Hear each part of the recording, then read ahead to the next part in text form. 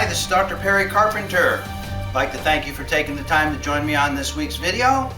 On this week's video, we're continuing with our four-part series on the update to the QME regulations. And today we're going to continue with part 2 of our four-part series. And let's just review. We just completed part 1 of this series.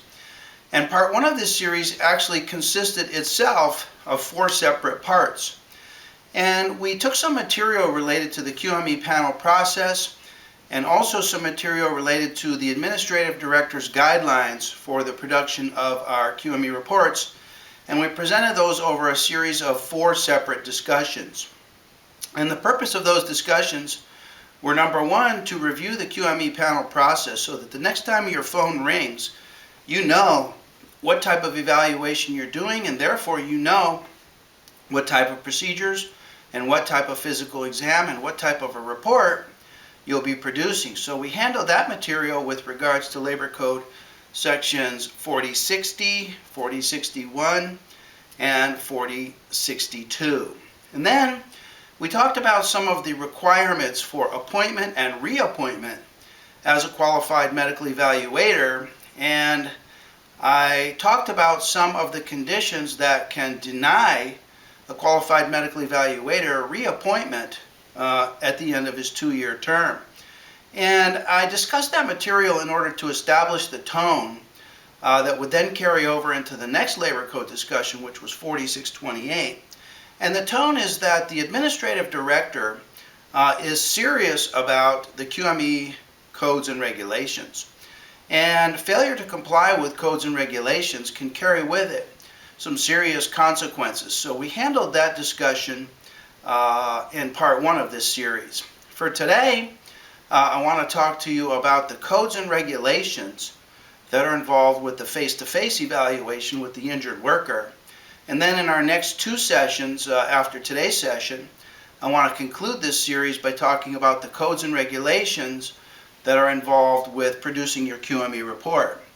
And that section of material is going to require actually 2 separate and distinct discussions to handle all of the material involved with producing our QME report.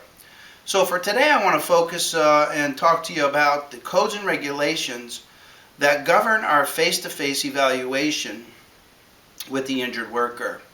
And the reason I present this material to you is because my intention and my whole purpose and my whole motive for presenting this series is to help us to become better and better and better at what we do.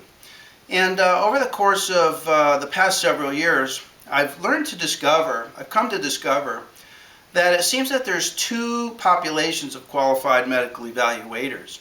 There's the one population of qualified medical evaluators who are committed to the process, and they're committed to becoming the very best evaluators that they can become.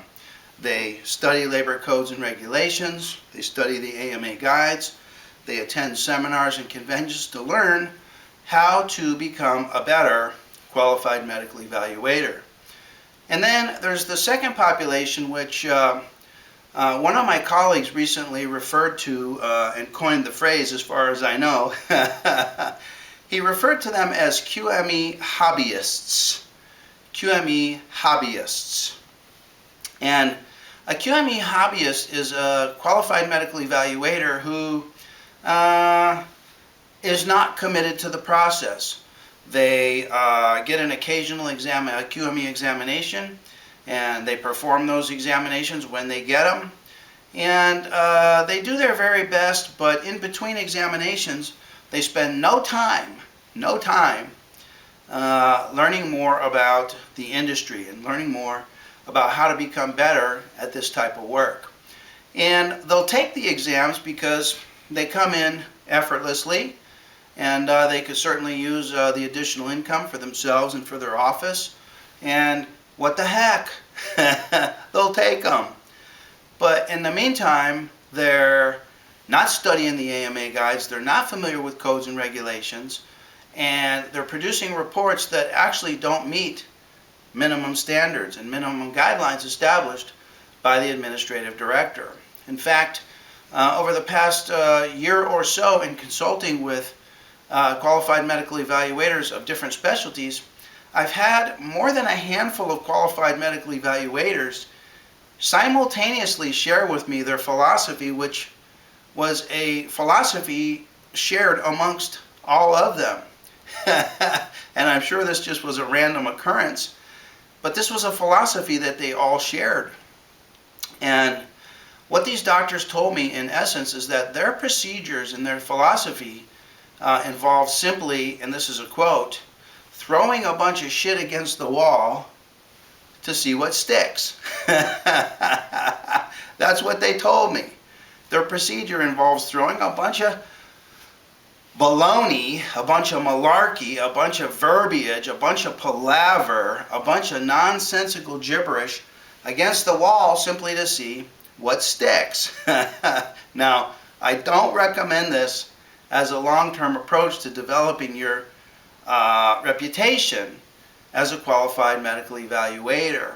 So, for both populations of doctors, I present this material so that we all can become better and better at the work that we do, so that we can become more credible as QME reporters, so that we can become more persuasive, so that we can become more authoritative, more definitive, more irrefutable in our opinions and conclusions, so that we can together advance this profession and advance the quality of the work that we do. And that's the purpose of today's presentation, is to improve the quality of your face-to-face evaluation with your very next examinee.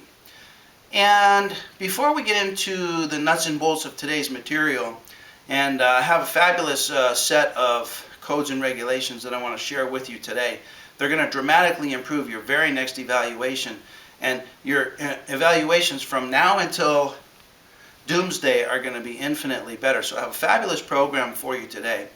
But before we get into that, I just want to share some philosophy about the material by sharing with you a personal story.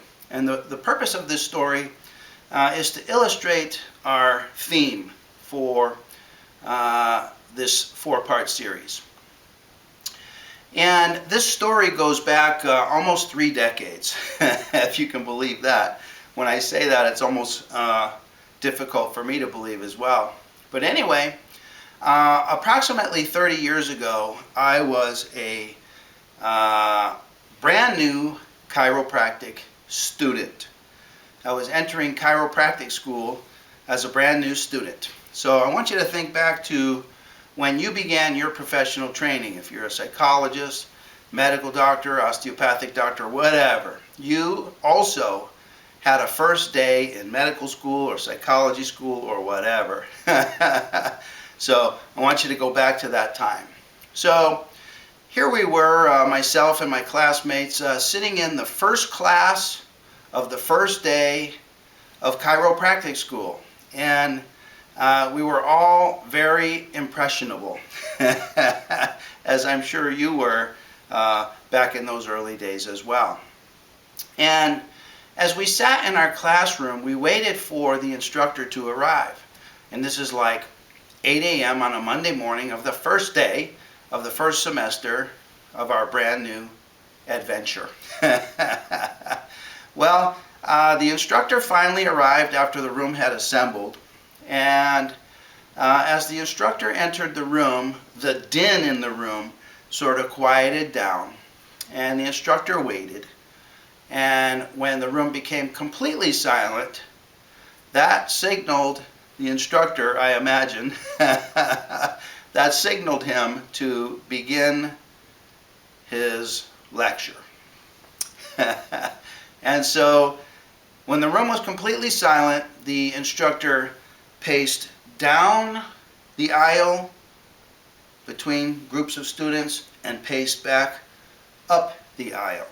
And he didn't say a word. And he continued up the aisle and he went to the chalkboard.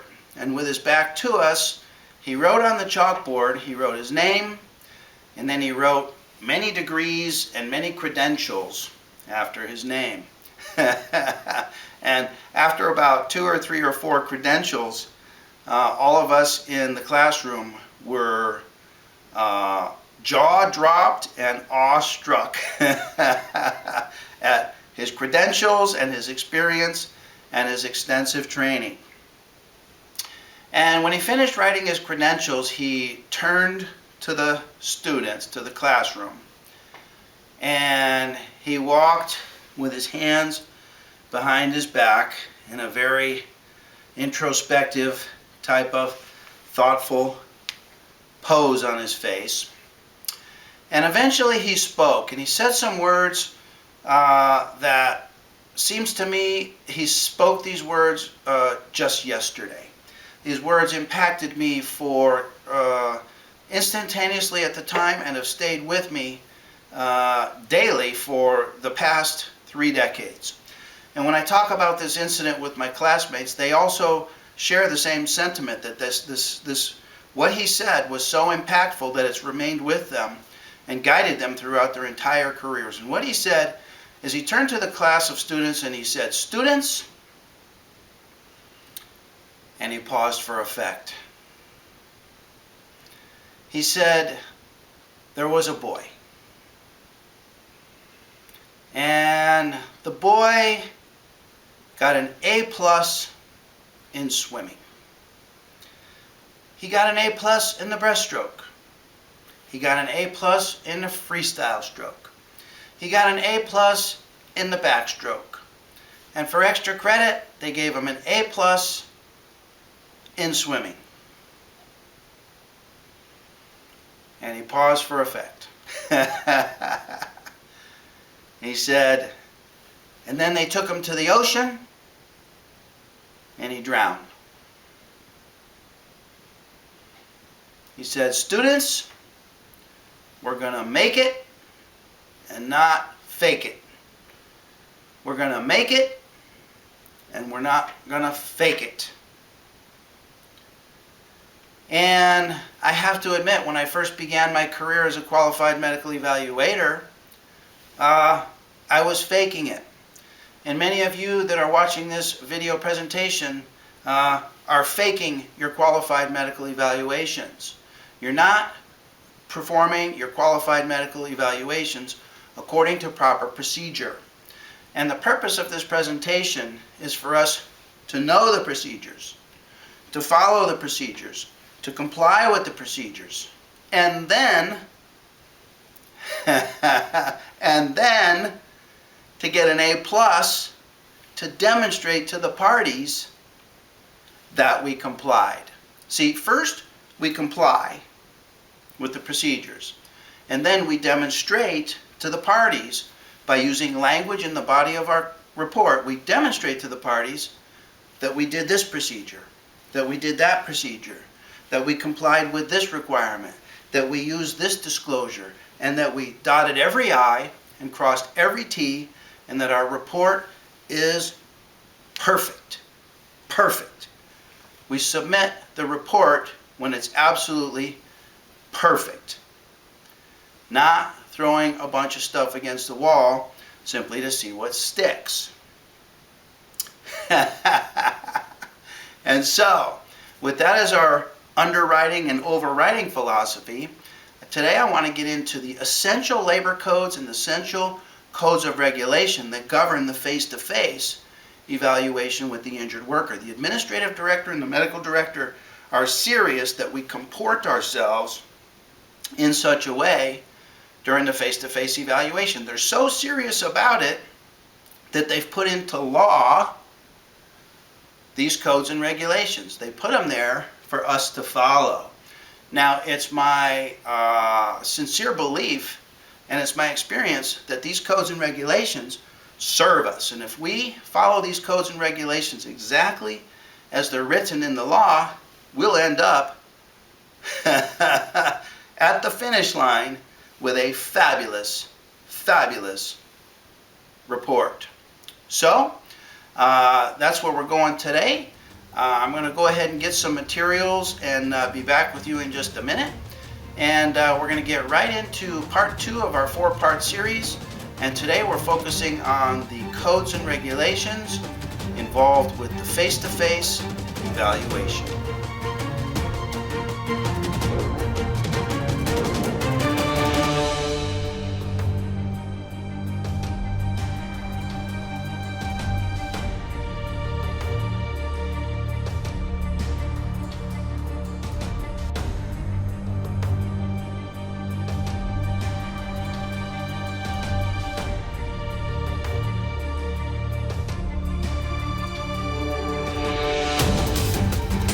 Okay, I'm back with you now, and I have a couple of materials here. I have some notes, and I also have the Workers' Compensation Laws of California book. This is the 2015 edition, and I wonder how many of you have this book. I highly recommend this book, not so much for the sake of the book, but also when you buy the book, you get a CD disc which contains the entirety of the book in electronic format. And that electronic format makes it real easy to search, to perform searches using codes, using numbers, using key search terms, search words. And so you can input any term and come up with any number of references related to that term if you're involved in doing searches. And I do searches quite frequently, and it's very helpful and it's very valuable to have. So I recommend this textbook, and we're going to be drawing material directly from this textbook here today. So I want to talk to you today about the codes and regulations involved with the face-to-face evaluation. So that raises the question, when you get into the face-to-face evaluation with the injured worker, what should you do? How should you proceed? Many doctors simply get in the face-to-face evaluation and they wing it. They wing it. They wing it with some sort of a procedure that might closely resemble something that they might do in their clinical practice. Well, I'm here to remind you that the qualified medical evaluation and the procedures that we do are completely different than what we do in our clinical practice. And in fact, much of the procedures that we do are governed by law. Now, many of the procedures that we do are not governed by law, and we do have tremendous latitude in the face-to-face evaluation for expressing our unique talent, skills, and personality. And I don't want you to think that we have to fit into a rigid box and do things only one way, because that's not true at all. However, there are a few of the procedures involved with the face-to-face evaluation that are governed by law and that we need to demonstrate that we've complied with. So I want to share some of those with you today. Now, I want you to know that we're not going to be able to go into great detail with each of these codes, because we'd be here all night and we don't have that time. But I'll at least reference the codes. I'll say a few words about them. I'll illustrate some of the principles involved in incorporating these codes and regulations into your routine protocol. And I want to at least introduce these codes and regulations to you now. But I recommend that you further study this material on your own. And as I alluded to in the introduction section of this presentation today, you focus on becoming better and better and better at integrating these procedures into your routine protocol to the point where they become a normal and natural part of your process. Okay? So the first code I want to share with you to establish the tone and the philosophy of our entire face-to-face meeting with the examinee involves Labor Code 3202. 3202.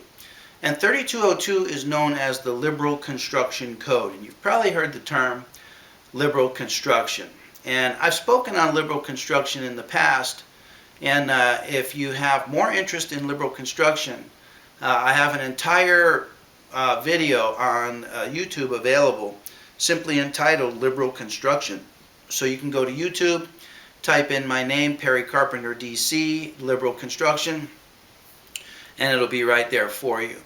For our purposes now, I just want to define liberal construction, and I want to put liberal construction into context of our face-to-face evaluation.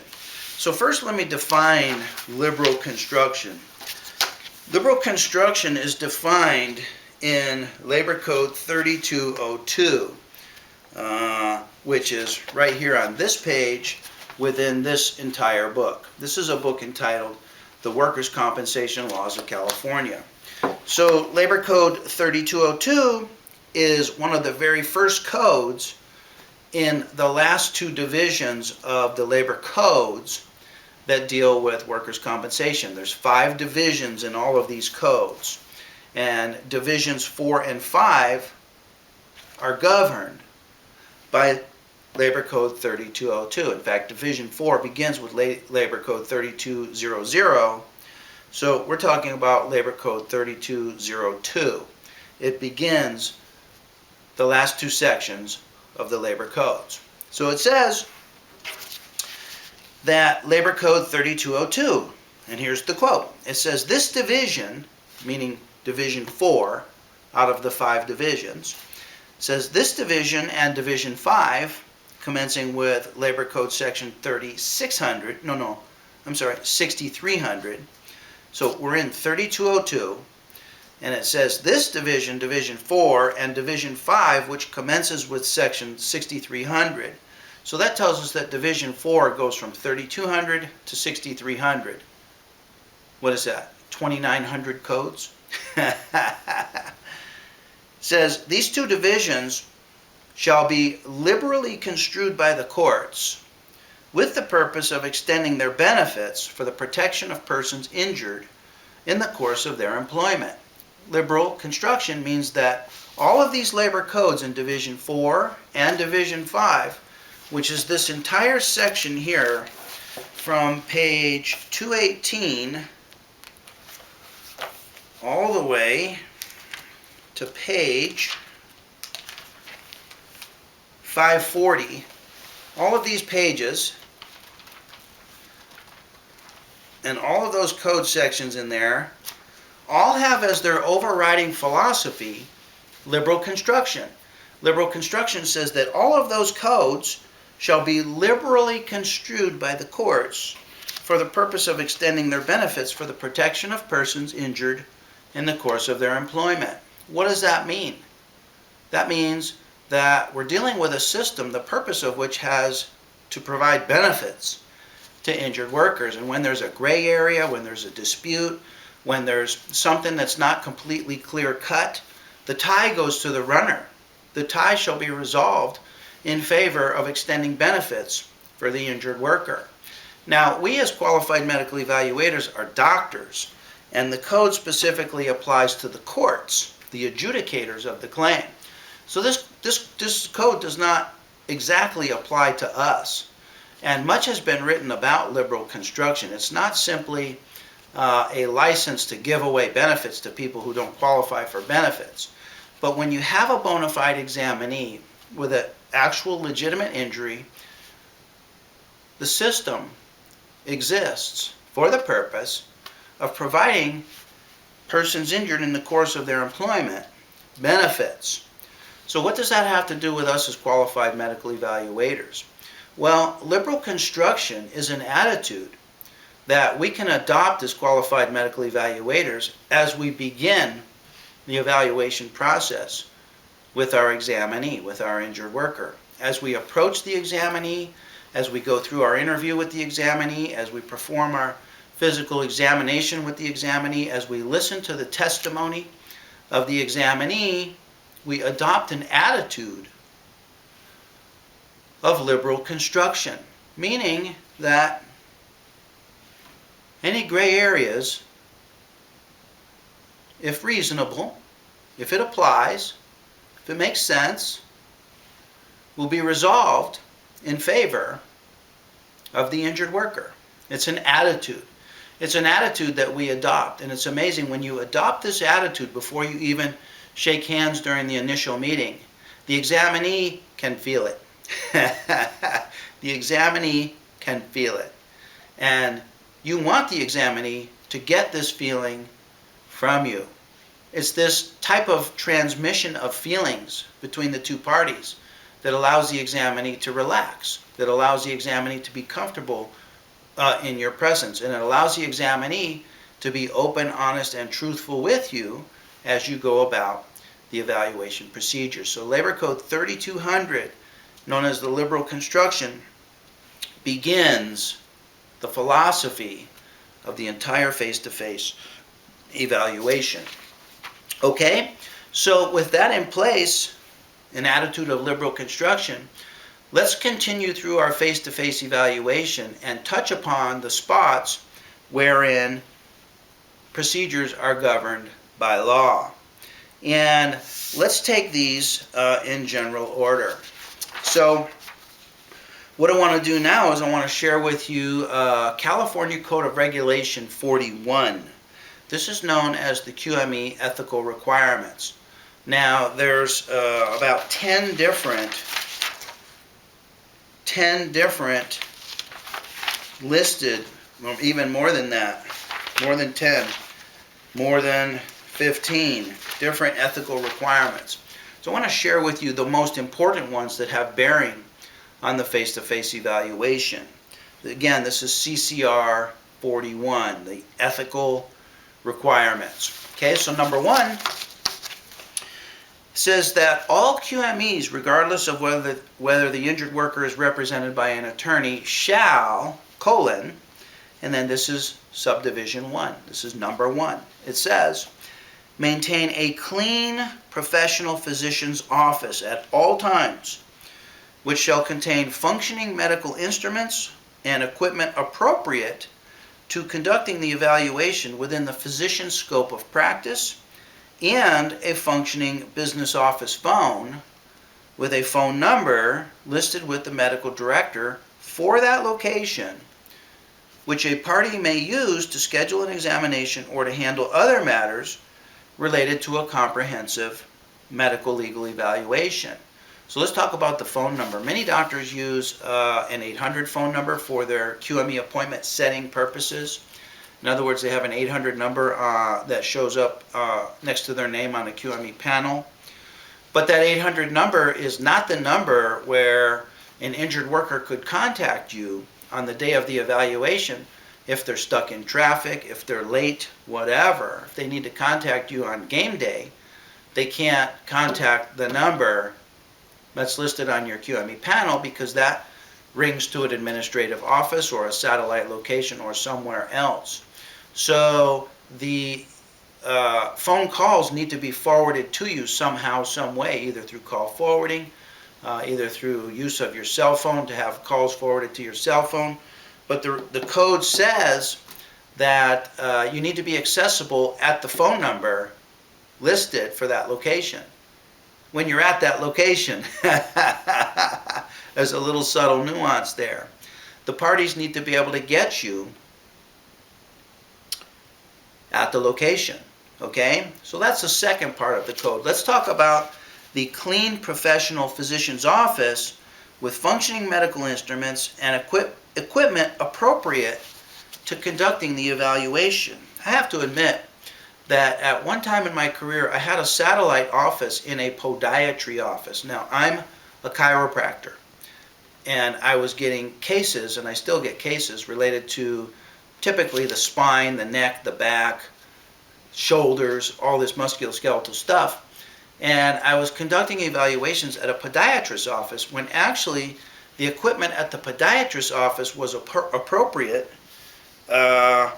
for podiatry. It was not appropriate for chiropractic and neuromusculoskeletal evaluations of the spine and the upper extremities, etc. It was not actually appropriate. And I'm no longer at that location for that very reason. Also, the office needs to be clean, it needs to be professional, and it should look good. So here's the take-home suggestion on this ethical requirement. Before the examinee comes into the room, make sure that the room is impeccable. Impeccable. Not only that it's clean, but that your instruments are laid out in sequential order, nice and neat and tidy, that the examinee's file is accessible and is organized and is nice and tidy, that any examining paper on the table has already been changed, and the room should be impeccable. It should be impeccable.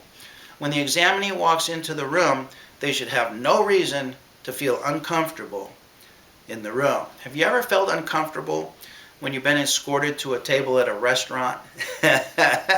Or you've ever been uncomfortable when you've been escorted to your room at a hotel and you walk across the threshold of the hotel with that eager anticipation that this is going to be a great room, only to enter the room and find the room disappointing, dirty, disappointing, disheveled, okay? The QME evaluation room should be in perfect order. And the examinee should get the impression that, wow, he's ready for me. He's organized. He's tidy. This guy's really good, or this gal is really good. The administrative director requires it. Why would she require it? Why would he or she require it? Because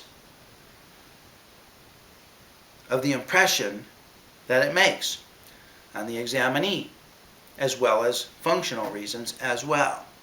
So make sure the examining room is appropriate to the specialty for the examination that you're doing, and that it looks impeccable to the examinee. That's CCR 41, Section A1. Let's go to Section A3, and we're going to talk a little bit more about this when we get into another regulation. This one says that the QME, regardless of whether the injured worker is represented by an attorney or not, shall not request the employee to submit to an unnecessary exam or procedure. What does that mean? That means don't have them do anything that's unrelated to the physical exam in question. Particularly sensitive, what's particularly sensitive to examinees is the concern as to whether or not they're going to have to disrobe. So if your examinee is going to have to disrobe, make sure you handle that perfectly professionally and upfront, and get their consent and a head nod before you do any type of procedure that involves them disrobing in any way. If they have to disrobe in any way, make sure that you're discreet, make sure that you respect their privacy, and make sure that you use draping whenever possible, wherever possible, and be obvious about your use of draping so that they know that you're protecting their privacy and respecting their privacy. But if the examinee does not have to disrobe, do not make them disrobe. Do not make them do anything that's unnecessary related to your evaluation. Now, isn't it true that examinees, they have no way of knowing what's actually necessary and what's actually not necessary? Well, I'm going to tell you as we talk about California Code of Regulations 40 in just a couple minutes, we're required to inform them. We are required to inform examinees before we begin that we will not do any unnecessary exam and procedures. So that admonition is reiterated here a second time for us in CCR 41, just to remind doctors to don't make them do anything unnecessary. And we're going to reinforce this in a couple minutes as we talk about CCR 40. Okay, a couple more ethical requirements. CCR 41A5 says that at all times, we are to communicate with the injured worker in a respectful, courteous, and professional manner. At all time, we're to communicate with the injured worker in a respectful, courteous, and professional manner. So we all know what respectful, courteous, and professional means, but I thought it would be important to look up some of these words. So I looked up the word courteous in Merriam-Webster's dictionary, and courteous is defined as very polite in a way that shows respect. Very polite. Not condescending, not superior, polite in a way that shows respect. Well, what is respect? It says respectful, courteous, and professional manner. So what is respect? Well, Merriam-Webster says that respect is a feeling or understanding that someone or something is important, that they're serious, that they should be treated in an appropriate way. So treat them appropriately. Treat them seriously. Treat them as if They're important because they are, and the administrative director requires it.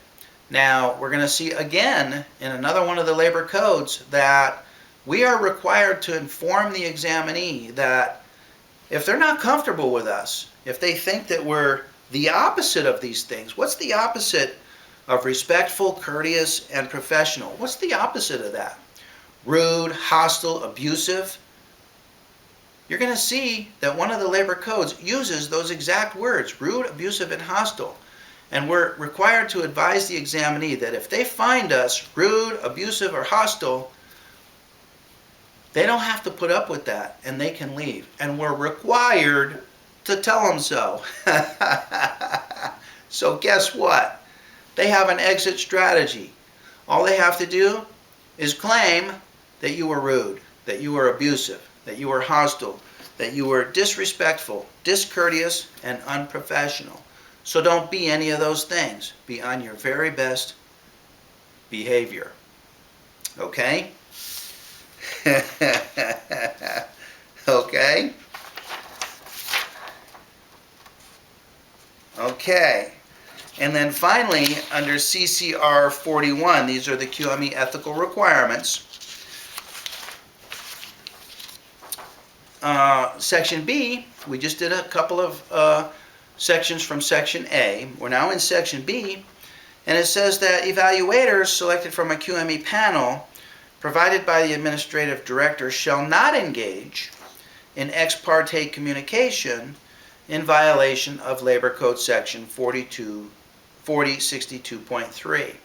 So we should not engage in ex parte communication in violation of Labor Code Section 4062.3. And we're going to discuss 4062.3 and how to handle 4062.3 and its requirements for proper communication in just a minute.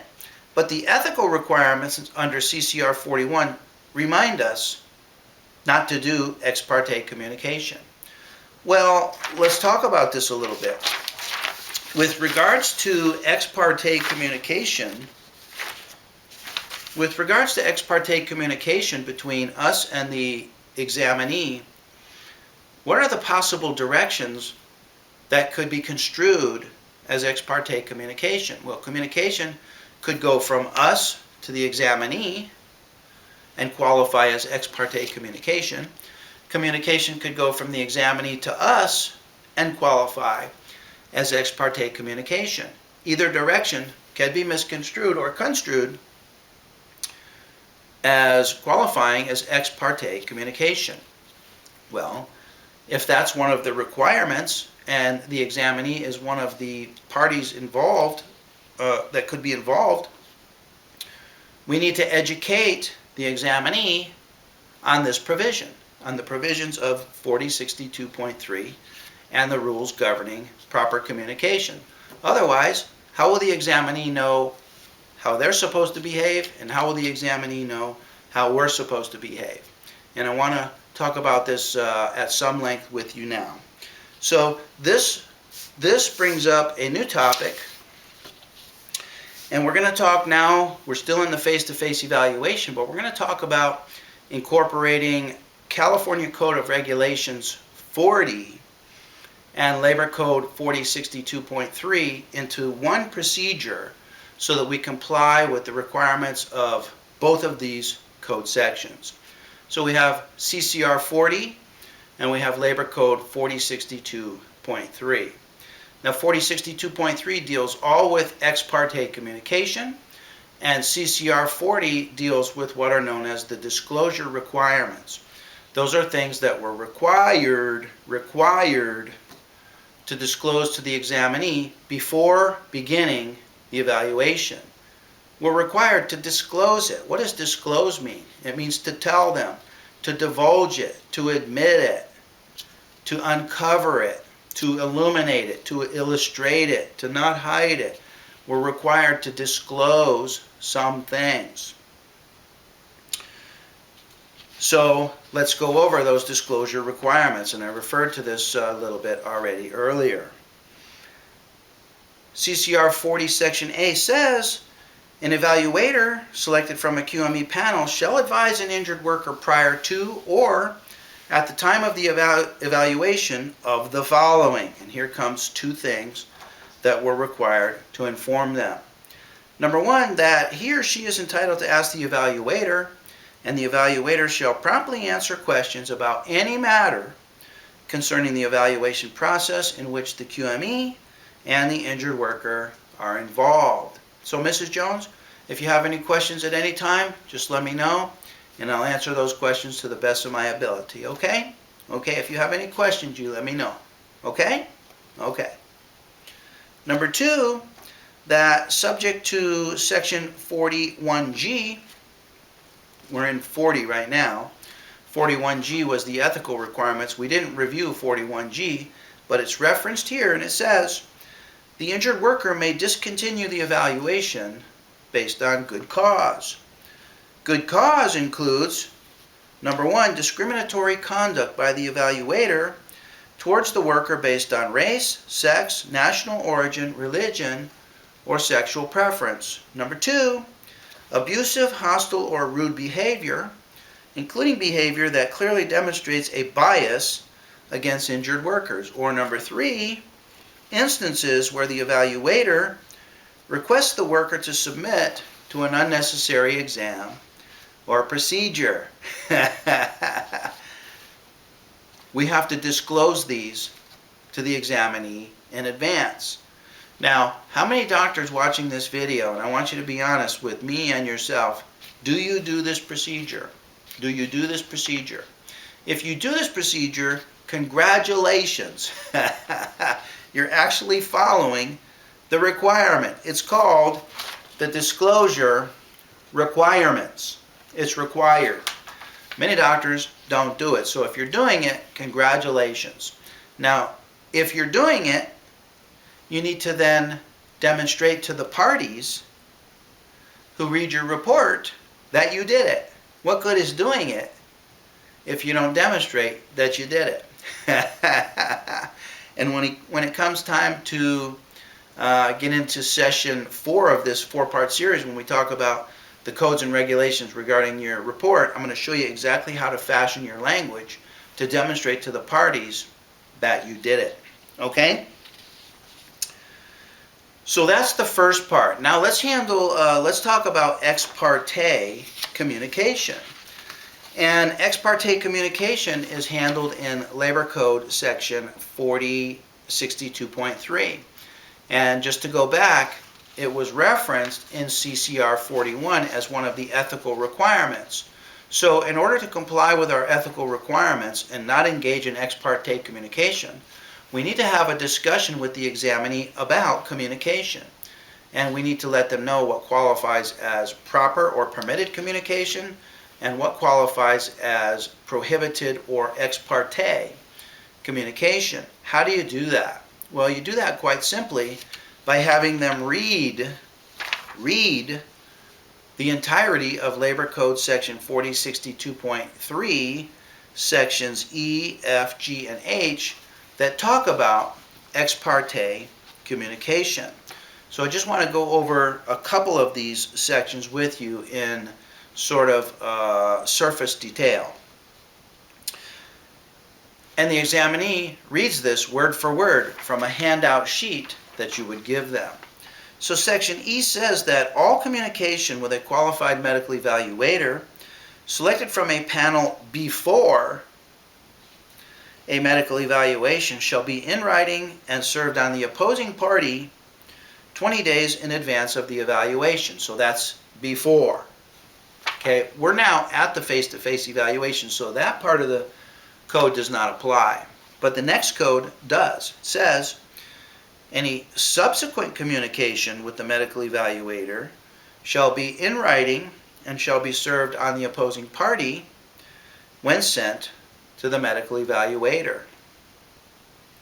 And then the remaining sections go in to talk about what happens if either party is found to be engaged in ex parte communication. It talks about the penalties, and it talks about the procedure that's to be followed in that instance.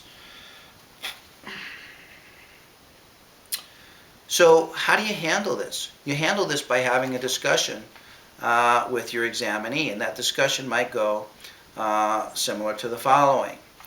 Okay, Mrs. Jones, so let's talk about this. What did you get out of those several code sections?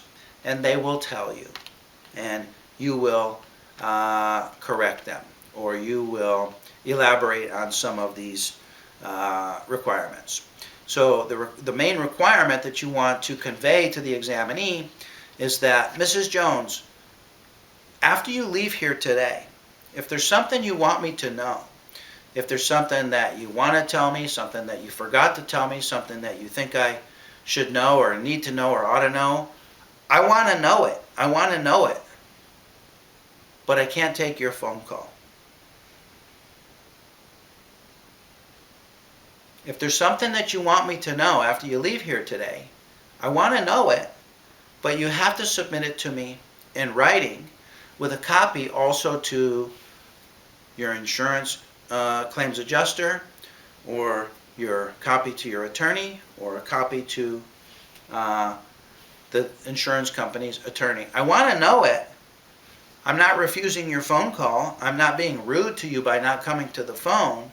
It's simply that I can't come to the phone and take your phone call because all communications would have to be in writing. Do you understand? And you get a head nod from them. And you handle the requirement that we not engage in ex parte communications. This is so powerful. This is so powerful. Now, many doctors ask me, would they want to disclose to the examinee in actual fact that the examinee can terminate the evaluation if the examinee is not comfortable? Is that something you want to let them know that they can do?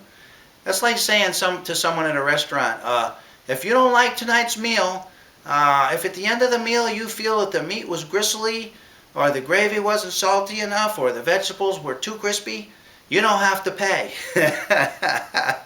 Isn't that like inviting people to find fault and not pay? Well, we're not talking about a restaurant here. We're talking about a qualified medical evaluation.